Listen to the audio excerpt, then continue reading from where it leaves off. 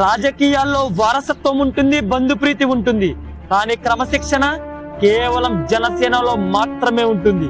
సొంత party MLA తప్పు చేస్తే కప్పిపుచ్చుకోవడం కాదు, కడిగి పారేయడమే పవన్ కళ్యాణ్కు మాత్రమే సాధ్యం. గతంలో మనం చూసాం, వైసీపీ ఎమ్మెల్యేలు ఆరోపణలు ఎదుర్కొన్నా వెనకేసుకొచ్చారు. టీడీపీలోనూ అదే తంతు, అటు బీఆర్ఎస్ లోనైనా అంతే. కానీ పవన్ కళ్యాణ్ స్టైలే వేరు. తప్పు చేస్తే అది మనవాడైనా సరే, పదవి ఉన్నా సరే సస్పెన్షన్ వేటు పడాల్సిందని నిరూపించారు. ప్రజల నమ్మకాన్ని వమ్ము చేసేవారు ఎవరైనా, వారు ఎంతటి వారైనా సరే జనసేనలో చోటు లేదు.